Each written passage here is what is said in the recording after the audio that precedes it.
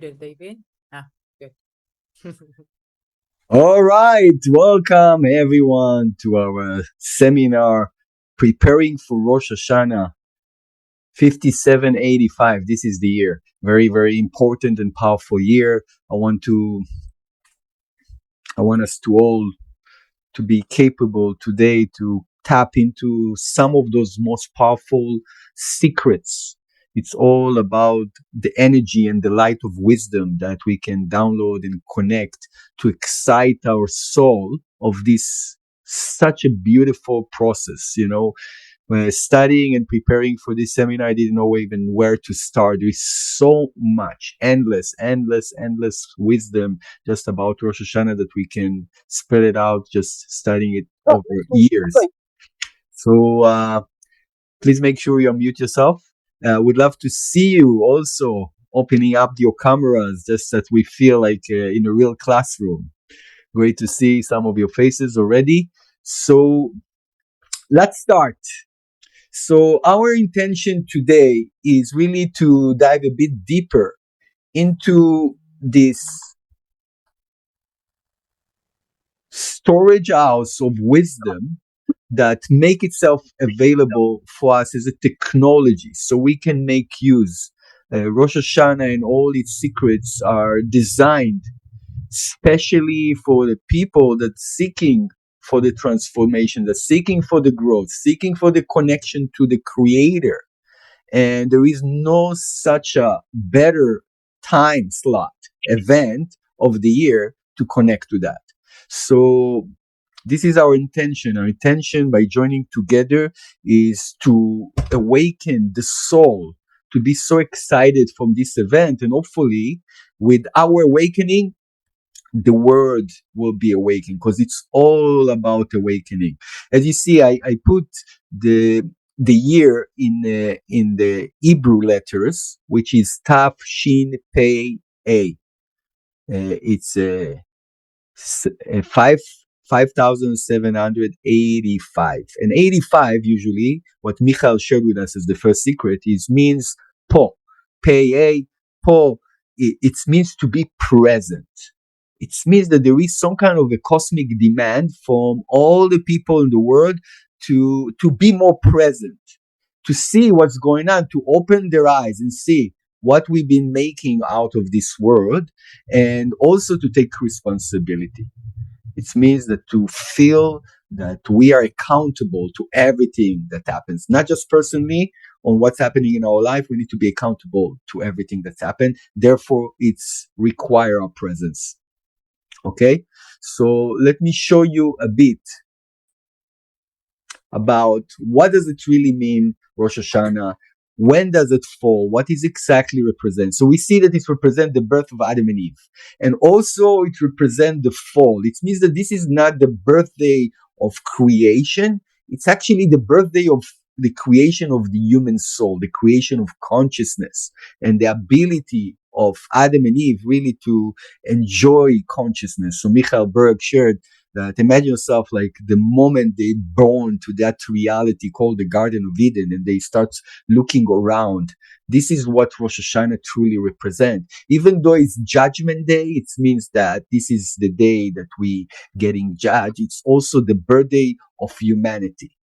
So we know that this is one of the only holidays that spread on 2 days in sequence. It means one after the other. It means that it's not 24 hours, it's 48 hours. And it happened only after the destruction of the temple, when we realized that it's impossible to remove the negativity and to dematerialize all the judgment from the world in 24 hours. So how does it say? It's like you can see it in the code name, which is Aleph and Bet, which represent the first day of the month of Libra and the second day of the month of Libra. The month of Libra in Hebrew called Tishrei. But together, if you connect the 2 days to the month of Libra, Tishrei, you receive the word Bereshit, which is Genesis. It means to tell us that this is really the beginning, because beginning only can take place with someone that has the consciousness to pinpoint and say this is the start. Yeah, even though this cosmos exists for billions of years, but the true beginning, it's only when someone has a perspective of what's really taking place. So what really happened and what's referred to the first day of Rosh Hashanah. So we know that in the very morning, there was the birth of Adam and Eve. Already in the afternoon, and it was Friday. It was Friday. So 6 hours before sundown, they already were falling with the tree of knowledge, good and bad. It means that they were instructed not to touch upon the tree of knowledge, good and bad. That was only forbidden thing for them to do. They didn't apply to it, and that's caused them actually to fall. It means that this is a huge downfall from being immortal to being in an eternal reality, and they brought him down into what we call the consciousness of the tree of knowledge, good and bad. It means that they realize that there is good and bad in the world from their perspective, even though the tree of life is constantly exists. So the moment Shabbat enters, this is already, we know that Shabbat is related to the level called Binah. Everything on Rosh Hashanah, Yom Kippur, is surround the Binah consciousness, the Binah reservoir, that cleansing, that purifying. This is the perfected self. So Shabbat already enters, and that's when the second day is taking place. And those are the 48 hours together. So we know that the first day relates to more severe judgment, because this is the time of the fall. And the second day, it's less severe judgment, because they already went through a process of tshuva, of repentance, of correction. And everything all was predicted. That's the reason the Creator created the tshuva centuries before he created the physical reality, knowing that we will need that. We will need that reset. So every year, of course, we're going through the falling into the illusion, and we have the opportunity to go back again and reset. There is a need to reset, because too much judgment not allowing to the world to coexist, meaning everything can collapse. And the purpose of creation was eventually that we will come into perfection. So the Creator created such a cosmos that is very forgiving, giving us the ability on a yearly basis to reset and to reconnect to the perfected self, to the perfected, what we call the Garden of Eden and the Tree of Life. Now, this is the yearly Rosh Hashanah, but we know that on a daily basis, we go into Rosh Hashanah. On a daily basis, and if we remember it, we might be able really to save ourselves for so much chaos that take place. If we do the reset of going from morning, giving birth, we know that the first thing that you need to do when you wake up is appreciation.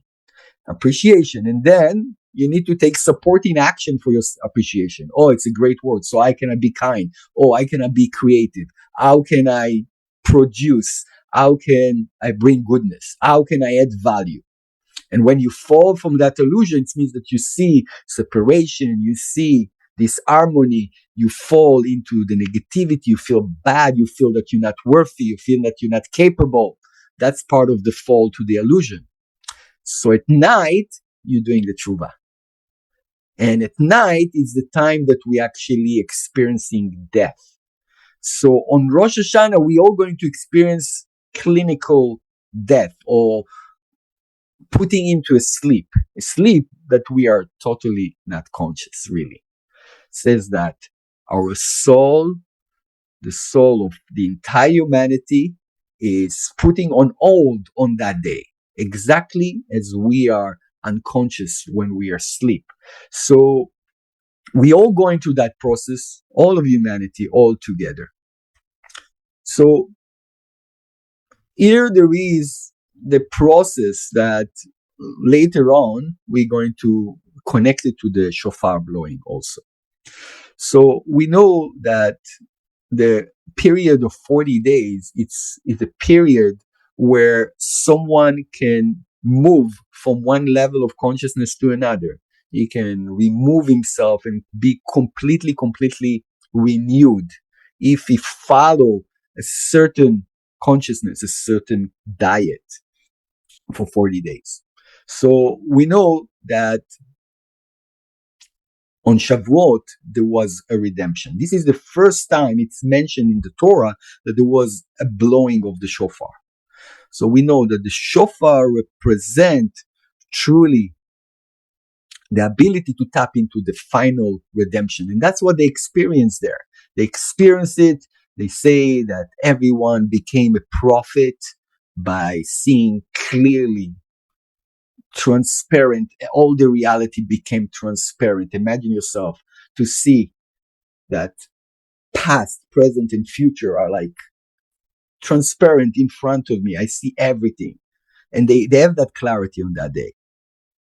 But it says that from that moment, they had to go through the test of being patient enough to bring the tablet, because that will be the manifestation. And for that, they waited 40 days till the 17th of the month of Cancer. And that was supposed to be the complete process. And it says that, again, 6 hours before Moses is coming down with the tablets to manifest redemption, the Israelites fall into what we call the sin of the golden calf, the falling of idol worshiping, creating false substitute energy, losing their certainty, thinking that Moses died, falling into the illusion. And every time we fall in the illusion, there's going to be a consequence of events and actions that are going to create chaos in our life. So that was the first 30 days. And then on the next 40 days, there was, after that process, Moses said, okay, let's see what we can do. Let's pray for the Israelites. Let's see. He was like the father, father doesn't care how much his children going to fall. He always will try to help them to correct. He always will be merciful with them. That's what father is. So Moses is considered to be the father of the Israelite, and the creator is the father of all of us together. So from the point of view of the father, which the father is a very strong code name kabbalistically, it's always about mercy. It's always about bringing mercy. And for 40 days, he prayed, and he brought down what we call the 13 attributes. That's what the creator gave to us. And the 13 attributes of mercy were given to us on the first month of Virgo, the first month of Elul. Now, in another token, what happened during this period, which we know that considered to be a very judgmental period, the month of Cancer and the month of Leo. So we know that in the first of the month of Cancer, that was the time that the spies went to Israel and supposed to come back with good news. It's in a different period. It's not related, just to show us. But there is this sequence between those events that related, because there was actually, after the scene, another opportunity to come to that level of consciousness called Israel, which means final redemption. And they miss it out. Again, why? They came back on the 9th day of Av, 40 days later, with bad news, evil tongue about Israel. And it took all there from all the wings of all the Israelites. They start crying and complaining and said, no, we don't want to go. And that's also created a delay. So we see that there are chances after chances over the history of time for us to tap into the tree of life, but we're missing it. Yeah. So now, the beauty of this month, which is the month of mercy, and that process of the month of Virgo, is that we have an assistance, a great assistance from the light force. And for 40 days, till the day of Yom Kippur, that is parallel. We know that Yom Kippur is the time that the second tablets were received. It means the second chance, the real second chance of reset was given, but now with tremendous assistance. It means that what happened to the spies, it was very difficult test because it was during the most difficult time of the year. But now all those cosmic angels, assistance is available for us to do this change. And to say that the creator is closest to us more than ever. You probably feel it. There are two experiences usually during this time. We see all the garbage, but we see also the assistance, the cosmic assistance, the mercy. This means that the creator is hugging us. And that's what's truly happened. Those 40 days giving us the opportunity to remove the entire judgment. But the first 30 from Virgo till Libra, this entire month that we are present right now, it's kind of the preparation for the surgery. So we know that in order to do the surgery, we have to go through anesthesia. Yeah. Dormita, they call it, the code name for it, it's called dormita. It means that we have to put into sleep in order to separate the negativity from the soul. Every time we fell, there was another layer of shell that attached to our soul, and another.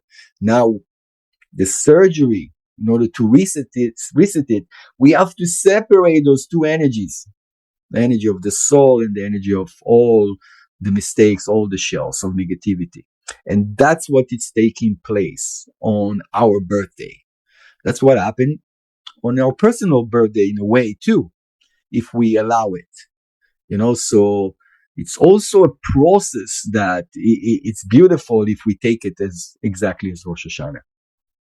So that process of surgery taking place for 10 days, because every part of the sfirot within us have to be separated. We know there are 10 sfirot.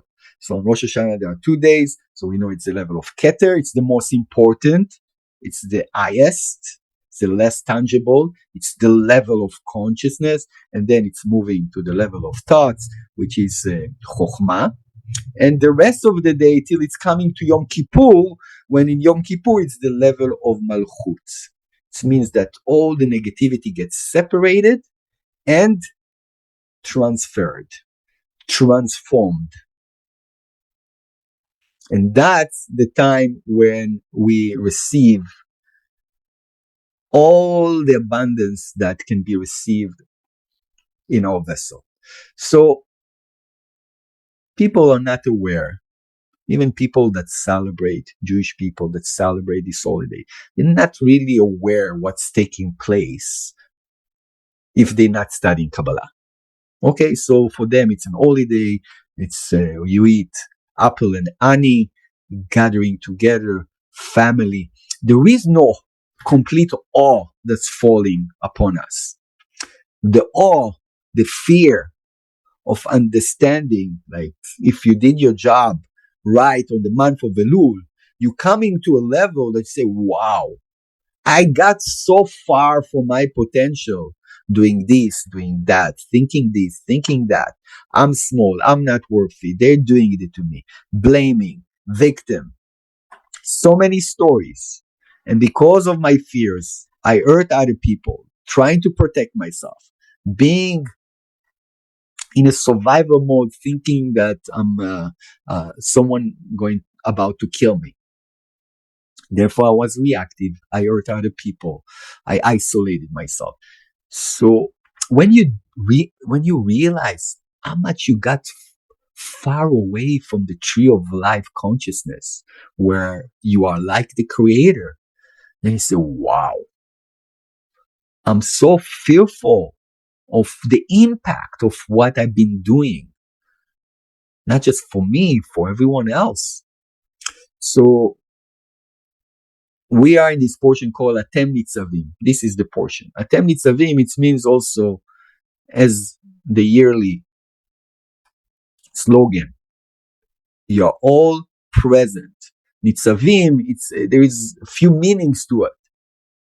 It means that we all need to attend. The soul of every person will attend Rosh Hashanah. If the body, if the logic mind, if not necessarily is going to be there, but it means that he cannot really take the true benefit of Rosh Hashanah, which is the reset.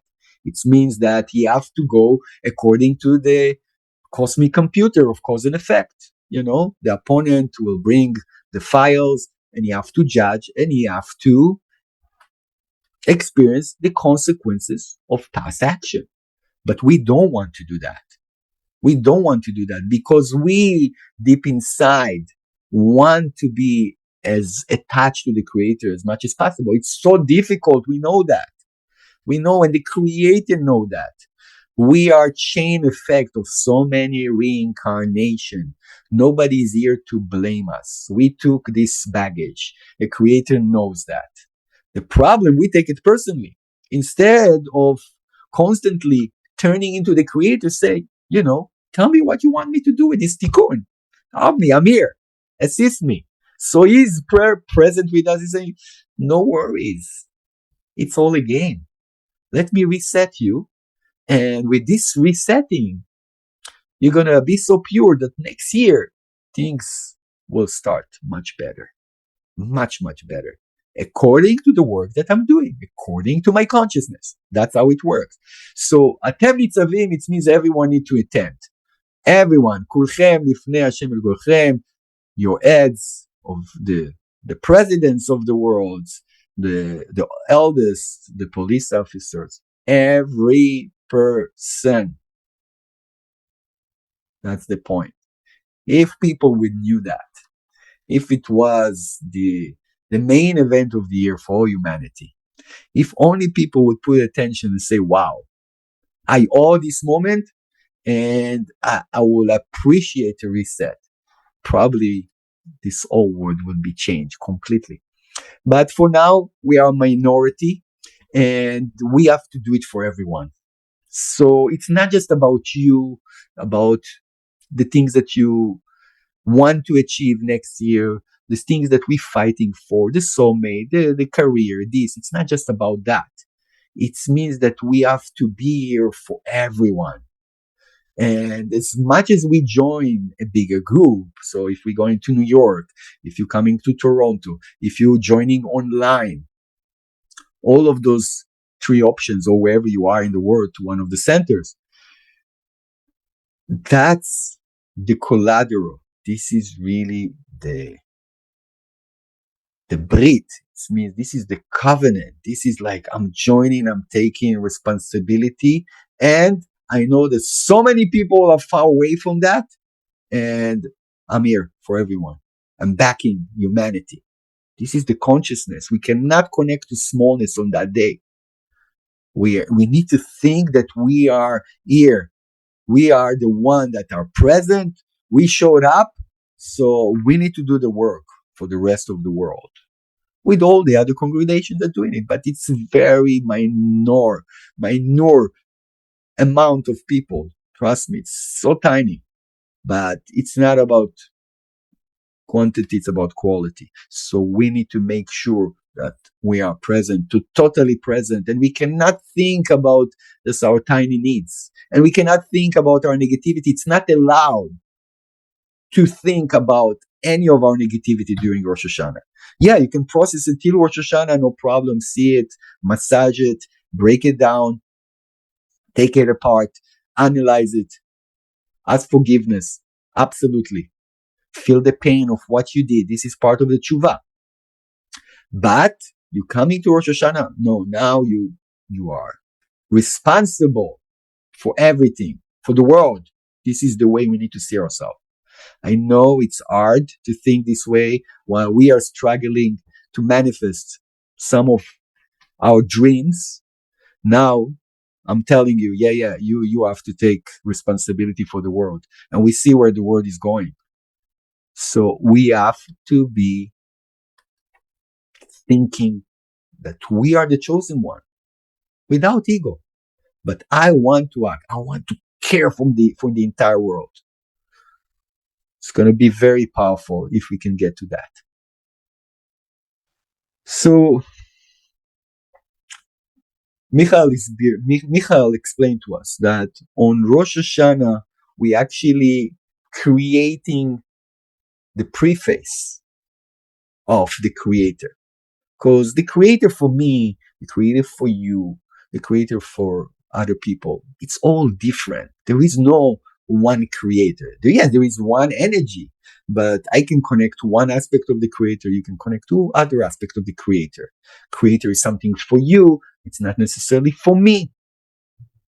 Yeah. So we have an opportunity to the extent this endless light called Creator in our life. We have the ability to put aside all those limited belief of what is the Creator, what is my relationship with the Creator, and create a completely different relationship with Him.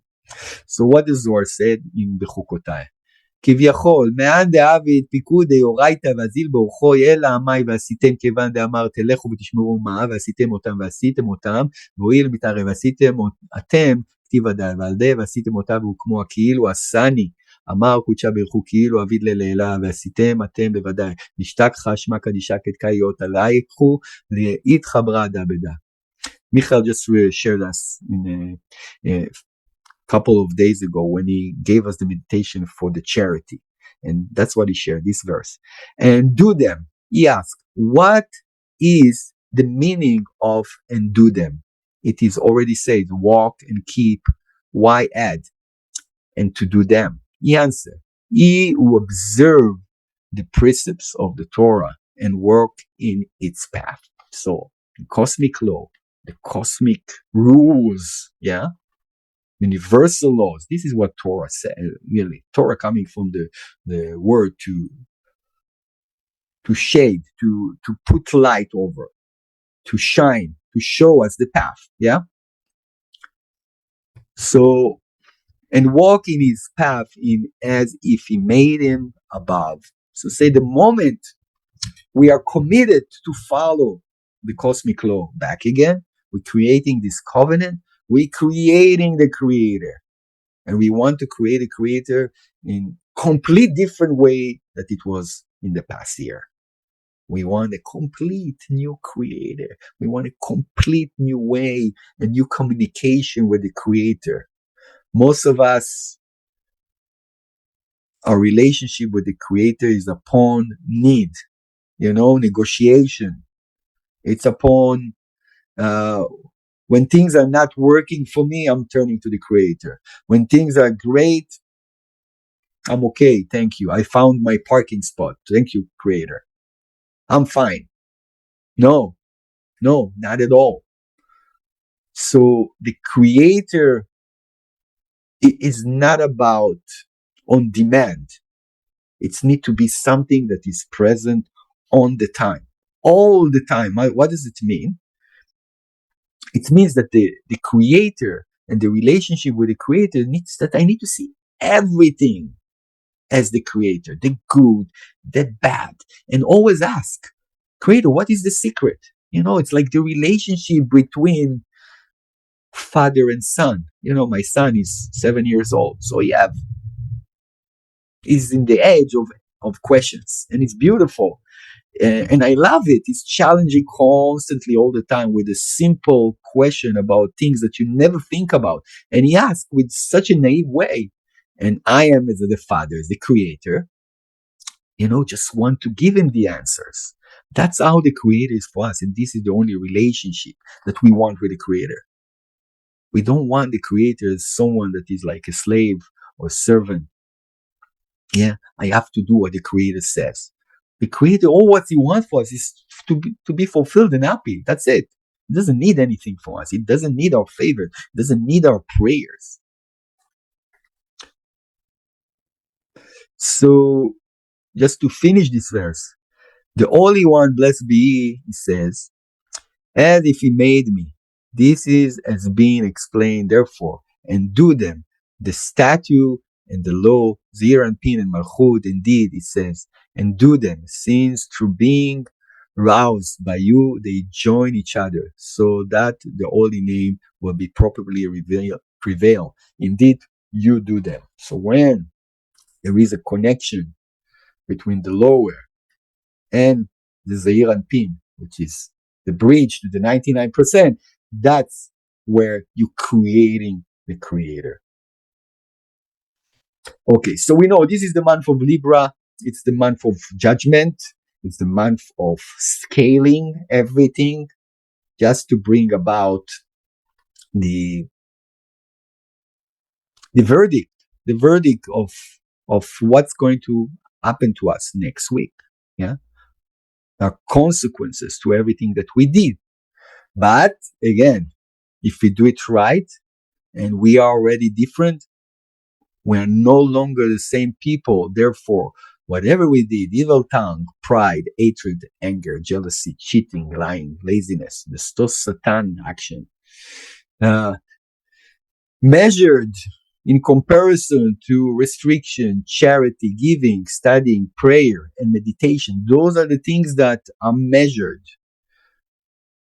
The opponent bringing all those negative files during this day. This is represent what we call Esau, that in the story of the twins, the brother Esau and Jacob, Isaac remembers that Esau is the firstborn. What does it mean, the firstborn? It means that we born into falling. We born, like Adam born into falling. Esau represent the firstborn, the falling, the negativity. We born into that. It's part of the cosmic system. So, but Jacob's mom, Rebecca, she tell him, no, you go and cheat and you bring your offering before Esau. So they trick the Satan. That's what we're doing. The Creator allows us to act the system and to confuse the Satan that confuses us the entire year, that testing us the entire year. This is the day we allow to confuse him, to test him, to act the system of cause and effect. So now we're coming to the technology of the shofar. So we're going to get a little bit deeper because this is the most important thing. This is what Rosh Hashanah is all about. It's not just the prayers. The biggest tool, the most important tool, it's that voice that been awakened from below, but activating a much more powerful in the level of Binah that does the job for us. So the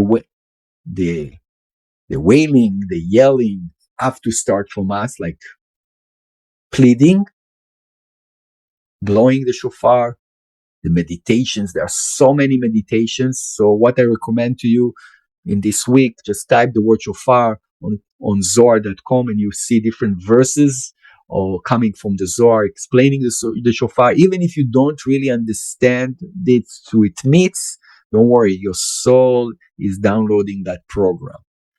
So let's share with you some secrets about the shofar. So from Beit Hanan in the Zohar it says, יתקע בשופר גדול, מלן באי הוא רב או זעיר, אלא הוא שופר אילה דווה, נפקין, עבדין, לחירו, תדיר, והיו יובלה, דיובלה אילה רב, ורבבה הוא, וחד האי יתאר, כל חירו דעלמי מתארים בה, והוא יקרא שופר גדול. A great shofar shall be blown. He asked, what difference does it make to us, whether it is a great or small shofar? And he answered, it is a supernal shofar by which slaves are always freed. This is Jubal, namely Bina, which is supernal and great Jubal, when it is aroused to bestow plenty, every kind of freedom of the world is aroused through it. And it is called the great shofar. So we said the first experience of the shofar, shofar gadol, it was a very, very harsh noise of the shofar that took place on Mount Sinai. That was the first experience. That was the experience of immortality. In that second, they experienced exactly what Adam and Eve experienced when they born, before the sin. exactly experience. That's what the shofar allowed them to do that. So it should present really the final correction. And shofar, it's a code. It's not just this horn. Of course, there is a meaning why this horn was choosing from which animals. It's related to the stories of the binding of Isaac, and it's need to be the ram that's considered to be the most selfish animal, the selfish creature. So it's earned that been taken away from it. It's kind of the antidote for selfishness. That's the beauty of it. So we know that one of the things that we're going to work on, which is very crucial, it's what we call evil speech. Evil speech. So the speech is manifested through the mouth, but there is also the conversation that goes on in our head. Constant thoughts, negative, thinking bad about others, thinking bad about myself, thinking limited, and so on and so on and so on. So that's actually the last level. It means this is the malchut of all this process. So we need to remember that one of our biggest corrections,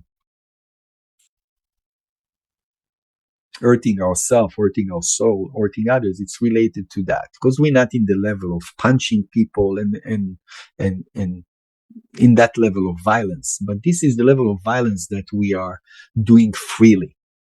So it's very, very important to remember beside the others. And what he said, the Torah therefore proclaims, saying, keep your tongue from evil, and he who guards his mouth and his tongue, since if his lips and tongue speaks evil things, those things rise up, and when they do, everybody declares, begone from the proximity of the evil speech. Of so and so, give way to the path of arch serpent, the holy neshama is then removed from him. It is gone and cannot speak, as it says, I was dumb with silence, I held my peace and had no comfort. So every time we do those negative actions, especially those, we're losing sparks of our soul. And the reason why we are hardly with oxygen to finish the year right now, probably you feel, I have no motivation. Why? Because we already lost so much of the power of our soul. It's so difficult. We have to get this renewal. So as much as we are more ready for this surgery, understanding where we are, understanding to how many toxins there are in the body, how many addictions we have to gossip and to speak bad about ourselves and about others, and to limit everything that comes to us, and not to recognize everything as a gift, as a miracle. All of those things, we feel the toxins in our body. So of course, we're excited about this surgery that we're about to see, about this removal. Of course we are.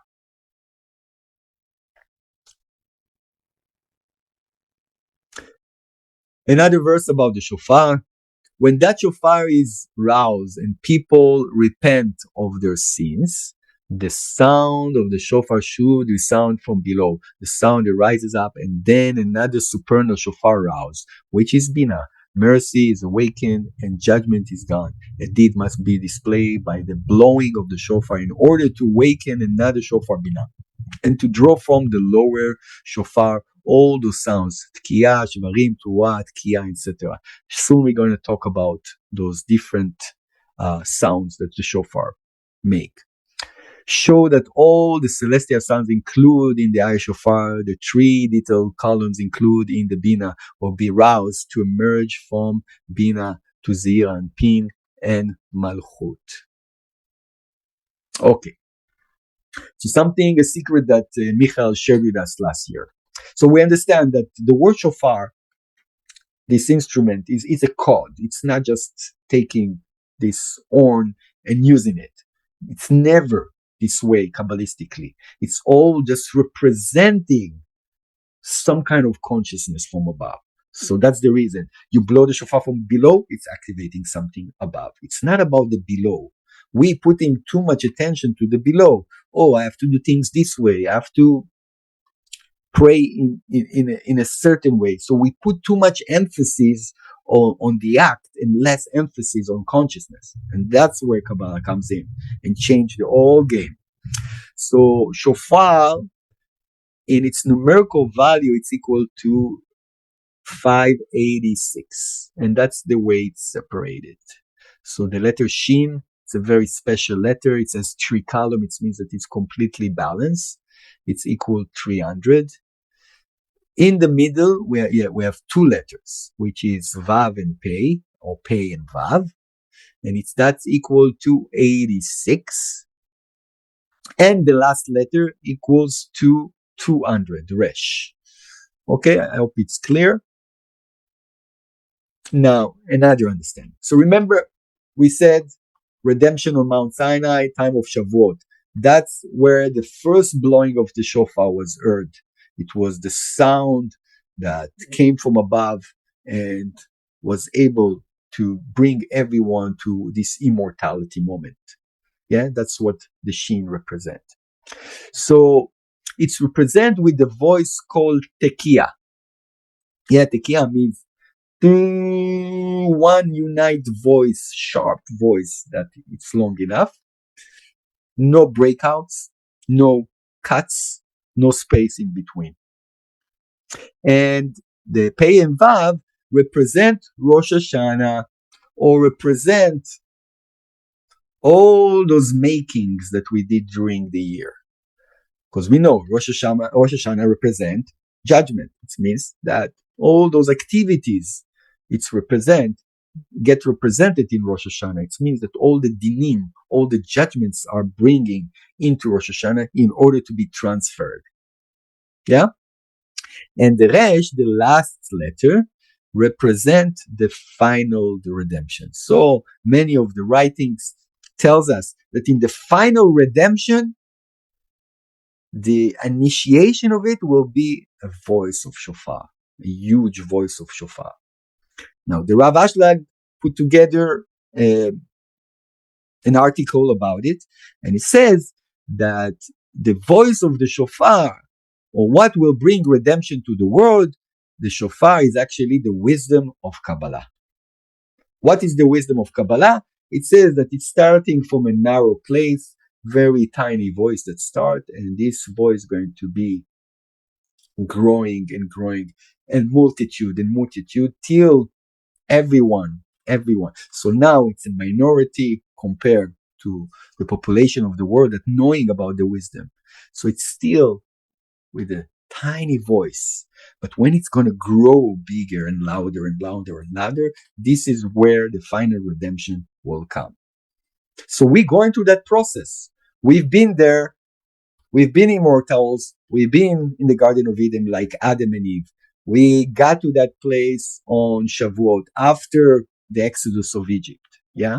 So the Exodus also was the redemption, coming to this level of eternity, which is redemption, which is immortality on Mount Sinai. And we fall back again, like Adam fall. And now we're looking for the correction, which is taking place on Rosh Hashanah, diffusing and dematerializing all the negativity that creating curtains over us, not to see that the endless is already here. It's always was here. We just been covered. We fall into the illusion. Nothing changed from the point of view of the Creator. Said, Ani Hashem lo shaniti. It means that the Creator never changed. He's always there. It's always here. The question is, because of my making, I create so many layers of separation for him that I cannot experience it. And those are the ones that we're working to remove. So the way it's get represented, again, so if we get a little bit deeper, and if you want to get Michael, you look for the study of it with David Guillaume from last year. So So the word Elohim, which represent the experience of the Creator through judgment, okay, that's the word Elohim, which called Ateva. It's represent the nature, the survival reality that we all experiencing throughout the year, without being connected to the tree of life. Yeah, but it says that because it's the name of God, it's holy. So the moment it's break down in the way you see on top, which is spelled out, Aleph, Lamed, A, Yud, Mem, it's already get into holiness. It's already get into perfection. On Rosh Hashanah, it's appear narrow, just the letters, Elohim. Yeah? So Elohim equal to 86. Yeah? So it's interesting. The same name of the Creator in different levels show us different levels of consciousness that we experiencing the Creator. So on Rosh Hashanah, we experience it as judgment, as nature, as cause and effect. That's how we experience it. But our intention is to go from that process. So we say, in the beginning, we blow the tkiah. So that's represent to Mount Sinai. That's represent to the beginning of creation, Garden of Eden. And then in between, we're going to have the breaking ones, two breaking ones, Shvarim and Truah. So there are two types. And then the last one, the Resh, is Elohim Baribua, means to. So we're wrapping all the judgment, and that's something that you can meditate on. That all the judgment you enter in those two types of breaking, in the blowing. That's the most important meditation is the shofar during Rosh Hashanah. And then it's wrapped up with the tekiah, which is complete voice, that dematerializing all the judgment away. Okay, so this is the process that from Malchut, we're blowing the shofar and we're activating the shofar, which is related to the same letter A from below, Malchut, A from above. This is the corrected A. Here it's the fragmented. In Malchut is the fragmented one, is the sin reality. So since they are the same, we have the capacity because we're coming from that place. We're coming from Bina. All right. So now, if you look to the right, you will see the letters of the month. So it's very interesting combination. So what is interesting about those letters? So first, you see that the letter Lamed, it's the only letter that goes above the line.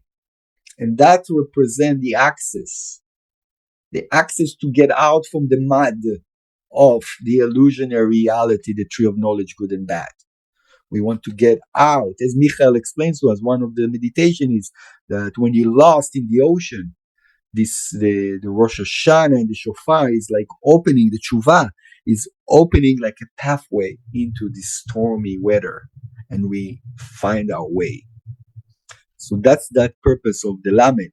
And the Pei, which is before it, you see that it's a very special letter because within it, it's look like a snake.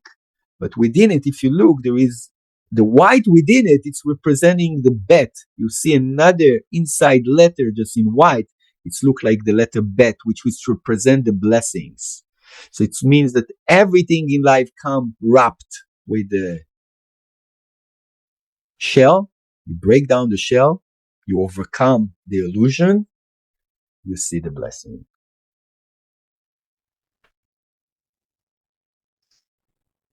Beautiful. So just to give us a bit of knowledge about the different blowing that we have. So we're going to have the first 30 soundings, which relate to either worshiping. So it's representing to everything that we put as idols, everything that we give power that is external to us, that it's not related to the power of our soul. The ego, the sex, the money, the anger, the fear, the drugs, so on and so on. The second one, so those are the things that we diffuse in the first blowing. The second type of blowing during Rosh Hashanah, it's related to adultery. Adultery, it's all the family affairs, children.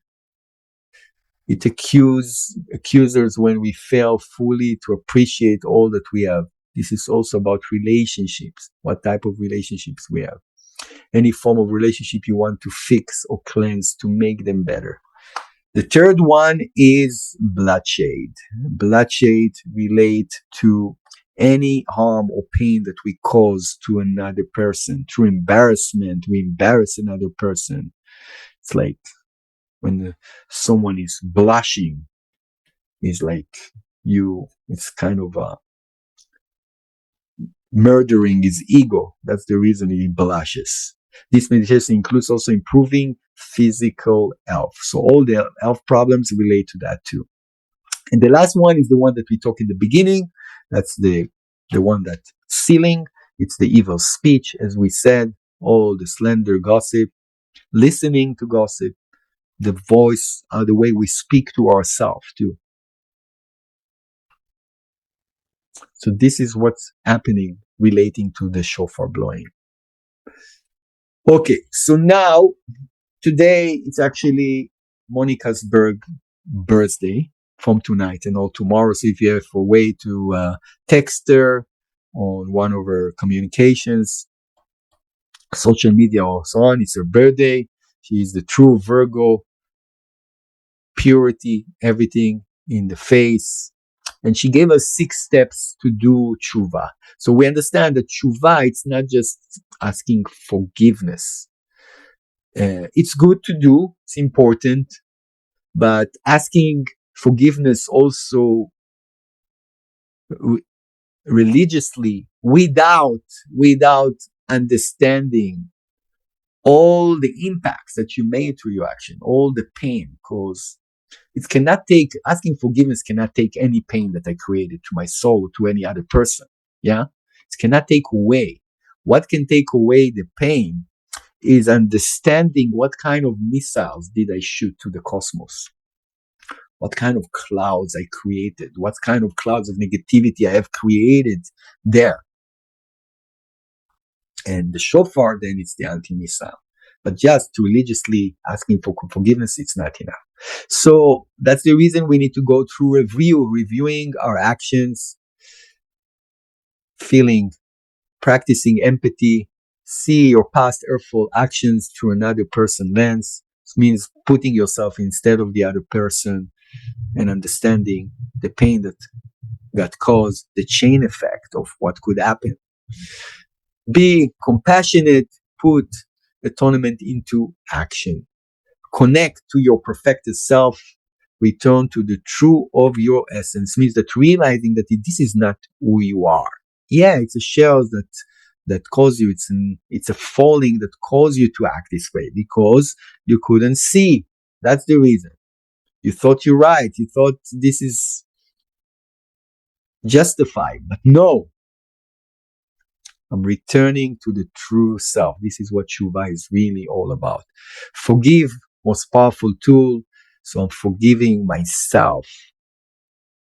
Work hard on forgiving yourself because you know the best what you did.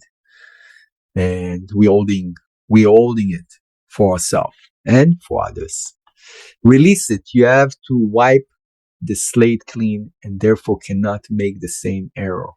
Okay, so releasing it, it's meaning that you coming into this understanding that I don't want it next year. I don't want to behave like that next year. And that's what we want to ask from the Creator. Journal prompts on becoming, actualize you. Who do you want to be? What is your essence? This is things that you want to bring to Rosh Hashanah. Clarify a goal and envision and actualize you. Visualize this. You are character, actor, narrative, internal essence. Use this inner gauge to know how far you have to go. Is your present day progress enough to create the reality of your envisioned future? Question that. Probably not. We cannot do it with our current soul. That's the reason we are begging for the Creator. Please infuse through the shofar, infuse within me a new soul, a totally new soul. Yeah, it's related to the root of my soul, but a new one, much more powerful, that can endure all those good things that I want to do in the world. Points to consider. If next year comes and you have not actualized you, it as if your potential life has been cut short. To get what you want, be who you need to be. If you pray to be that person, getting what you want will take care of itself. Understanding that all this process is managed by the Creator. The Creator wants to do it for us. The question is, can we allow it? I want to allow the Creator to wash away. I'm not holding to any of those. And I'm not really taking them seriously. Yeah, what they did to me, I'm like that. I'm not changing for 20 years already. How could it be? The Satan will drill inside you. How could it be that a few sets of blowing the shofar can change everything? Let it go. Don't believe it. Just be present. That's what I wish for myself, to be present and allow all of this to be washed away. Okay. So in order for us to activate all this process, as Michael shared with us, he explained to us that a poor person is considered to be like a dead man. I will read the Aramaic, so it will enter to our soul, and I will explain what does it mean. What does Zohar means? Poor man. עמי אני חשוב כמת, מה אותם? בגין דהוא אתר גרים דעה באתר דמותה הוא שכיח ובין כך יקרה מת, הוא דחי יסלע, הוא יעיב לצדקה, ילנה דחי שריה אלון, כמה דעת אמר הוא צדקת הציל ממוות, כגוונה דוד ברנש דתחי נמי אבי לאלה ממש, צדקה חולה כזכה למבש שמה קדישה לאלה, בגין כך צדקה סליק על כולה. So Michael explained to us that in order for us to activate all this process, I have to take a participant part in helping the poor. What does it mean, helping the poor? So we know that the biggest poverty that exists in the world is the poverty of consciousness. That's leading to poverty of not able to take care of myself, not able to work, not able to get the right information, the opportunities, and so on and so on. But it all starts with poverty of consciousness, because there are many poor people that grew up in slums and they were able to become millionaires. How come? Because they were able to tap to consciousness. The poverty, the physical poverty, didn't disturb them. So what he says here, come and behold. Why is the poor man considered to be as a dead man? Why? Because he doesn't believe he have the ability to give anything. And we at time, we have what we call poverty consciousness, poverty mentality. I don't believe that I have anything to give. Therefore, we becoming poor in that moment. Because this is brought about by that place, as he is in the place of that. For Malchut is the secret of the tree of knowledge, good and bad. So we know that this is the place. People here die. That's the way this world is designed. People come and go. It's related to the world of the tree of knowledge, good and bad. If one is worthy, it is of goodness and life, but if he is not, it is of evil and death. He is therefore called a dead man. He who pities him and gives him charity causes the tree of life called charity. The tree of life is the essence of charity. It's awakening. It means that it's reviving. So we're going through the process, all of us on Rosh Hashanah, from poverty consciousness, tree of knowledge, going to God, I'm limited, I don't have, I'm not capable, I'm not worthy, I need all this nonsense, And by activating the charity, this is the first step to the tree of life. We cannot come to Rosh Hashanah unless we connect it to the tree of life. And only through charity we can activate it. To rest upon the tree of knowledge, good and evil, which is the tree of death, as it is written, but the righteous delivers from death. It means that charity can cancel death. What is death? It's the reality of tree of knowledge, good and bad. A dead man, so he does exactly above, is causing the tree of life to rest upon the tree of death. Happy is the portion of he who is worthy of making a holy name above, namely to unite it with Zeir and Pin. For that reason, charity suppresses everything. This means that if we want a big boost, a catalyst to this process, that's the best time of the year to use our resources, the money that we work for, to change, to help hundreds of others to connect, to remove their poverty of consciousness through studying, through the wisdom that we give to people. I really, really recommend, if this is the only time of the year that you're going to take a serious action of charity, it means not like the regular one that doesn't really, that we feel that we're giving, but says, when rich people give a few dimes, and it's all relative, what is rich and what is poor, it says that it makes no impact. When a poor person, when someone that think he doesn't have a lot, but he make a huge gesture, that's make a huge impact. Yeah. So this is the time to utilize this. Okay. So you can scan here the barcode, or you probably receive all this connection that Michael did for us, and you can listen to his meditation. You can put it even in a much more elevated way to understand. But use this tool before Rosh Hashanah, because this is the catalyst for all the changes. You're already tapping to the tree of life. You're already removing yourself from this world of limitation. Oh, okay. And maybe Elidet can come in and share with us about the opportunities here for David, people. we just have a very sorry question. Okay. Question. Yes, we have Sure. from Jacqueline. Jacqueline, would you like to unmute yourself and do the question? I will unmute yourself. Are you okay? Yes, I'm just cooking, but yes, I'm okay. What you cooking? You cooking the next year? Oh, yes, Baruch Hashem, David. Totally. They call it mat'amim. Mat'amim. This is what we're bringing. This is what Jacob brought to Isaac. Mat'amim. It means dishes. He was cooking the dishes. Yeah, interesting. Okay, I'll put my camera on too. Did it work? Yeah. Okay. Hi, David. Thank you. That was amazing. I had a question about the pay and the Vav.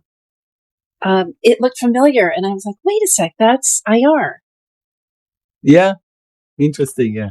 Yeah, and I was wondering, is there a correlation? Because you said it was connecting to Rosh Hashanah and also Elohim. Anyhow, so I just wondered. It's also a combination of healing, but it's equal to, it's within the shofar, and it's probably related because it's all about healing, isn't it? We're healing ourselves. So any judgment that we're going to remove allow us to heal. To remove all those toxins, spiritual toxins, because everything starts from consciousness and then it's manifested as something physical. Okay? Okay. Thank you. Anyone else wants to ask something? You can open up your camera.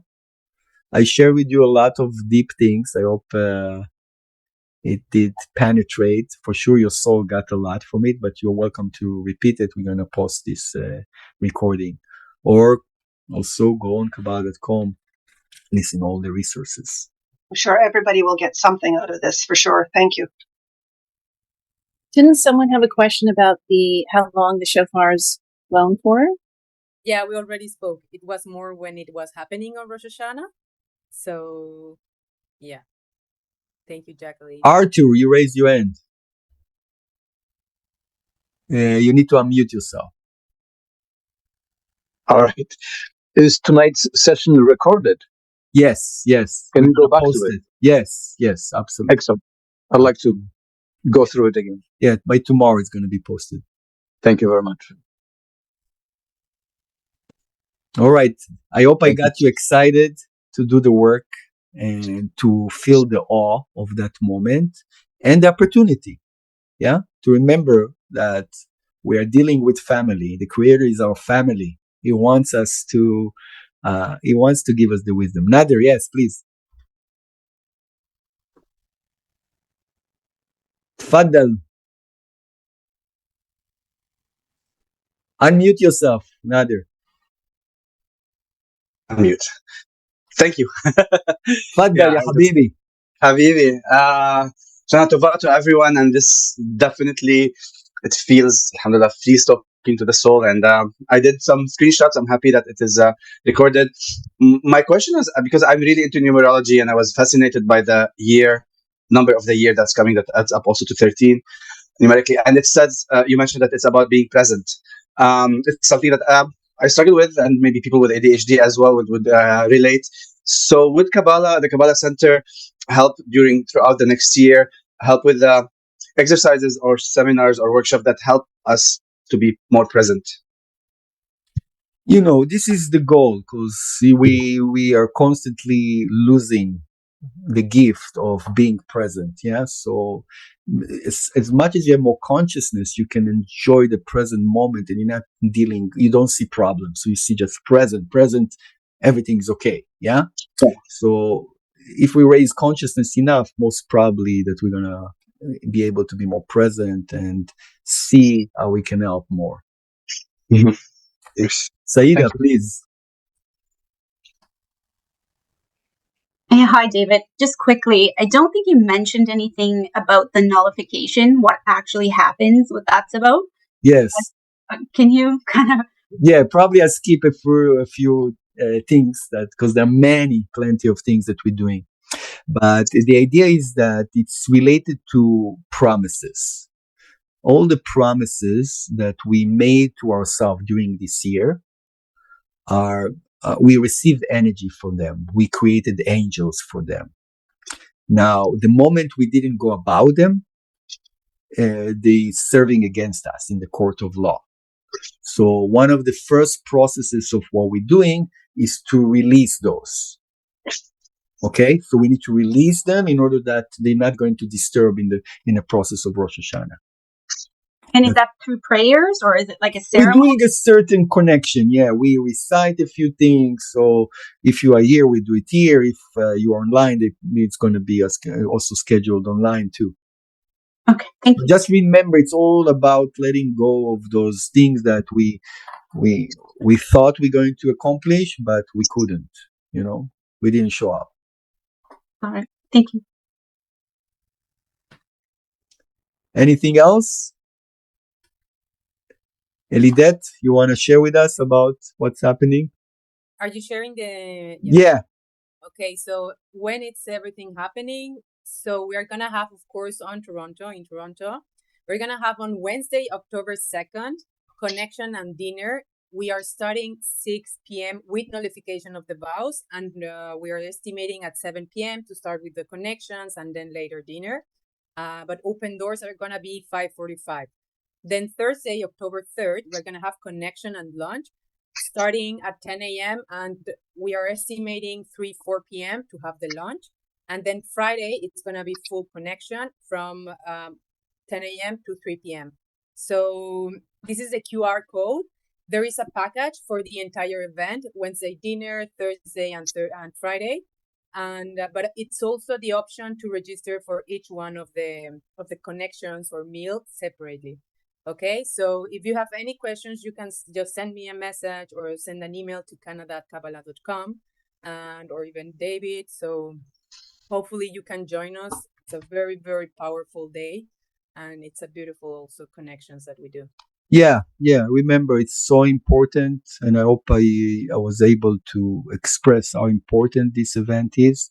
If you can skip not showing at work for those couple of days, better for all of us, better for the world, and because you're not going to be in vacation. You're going to come and work here with us, the real work.